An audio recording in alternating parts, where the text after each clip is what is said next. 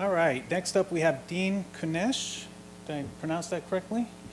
All right. Dean Kunesh is with PG&E's Electric Vehicle Group and conducts onboarding of prospective customers seeking to convert their fleets.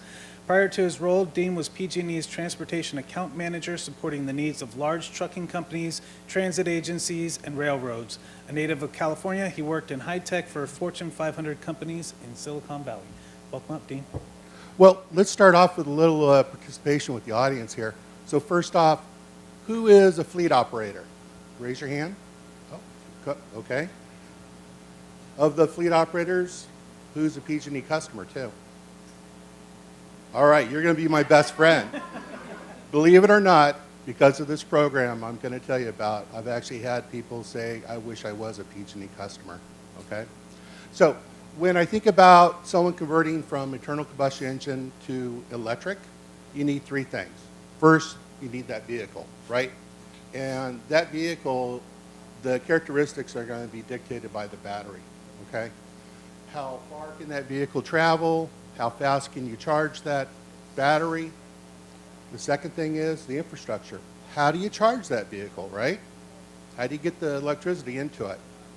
Third, what's it going to cost to run that vehicle on electricity versus diesel or gasoline or propane or natural gas, okay? So PG&E, we're a utility. We're not a manufacturer. We're not an OEM. That's not what we do. That's not in our swim lane. Infrastructure, we do infrastructure. Electricity, most definitely, you know? So 2 out of 3 isn't bad, all right? Next slide.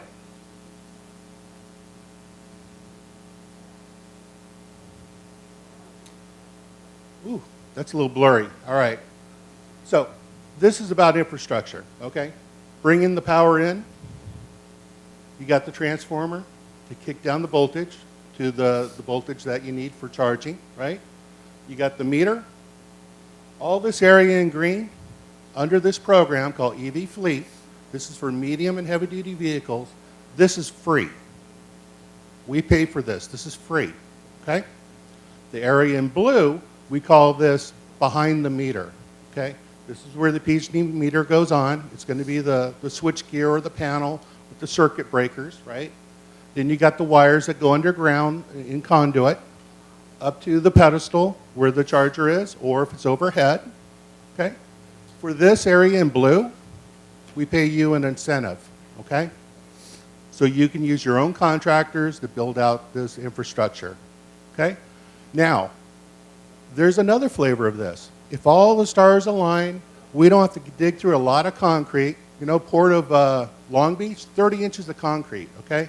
That's not very cost effective for PG&E to do trenching through that, okay? We don't serve the Port of Long Beach, but I heard their concrete's 30 inches deep, all right? If all the stars align, we may offer to do this whole thing for free for you, the whole infrastructure for free. Then on top of it, if you're a transit agency, a school, or disadvantaged community, we'll pay you a rebate for the charger, okay? $15,000, up to half the cost of that charger.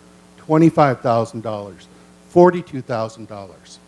So infrastructure and rebate for the charger. People ask me, okay, what about if the grid goes down? Can I connect a battery to this? Yes. Can I connect solar to this? Yes. What about other funds from CARB, from the federal government? Yes, all those other funding opportunities can be stacked on top of our program, okay? Next slide.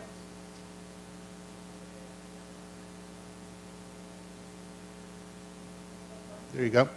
So, fuel for your vehicles. We don't have a commercial EV rate today. We have a rate if you want to charge your passenger car at home, okay? People love that. Now, what about a medium and heavy-duty fleet operator? All we have today is our commercial rate. So what we have proposed to the California Public Utility Commission is a new EV rate. It eliminates demand charges. We've done pilots. 40 to 60% of the cost to charge a transit bus is a demand charge, okay? That's based on KW. That's cost prohibitive for an operator, okay? You got to stay on par with wholesale diesel or gasoline or be better. we have proposed a brand-new rate. We hope to have a decision at the end of this year that will lower the cost of running a vehicle on electricity. 25 to 30% lower, okay? So it's comparable to $1.40 for wholesale diesel, okay? That's pretty good. That's pretty good. So we provide infrastructure, and we can provide a way for you to charge your vehicle to lower your operating costs. And that's what I've got to say. Thank you. Wonderful.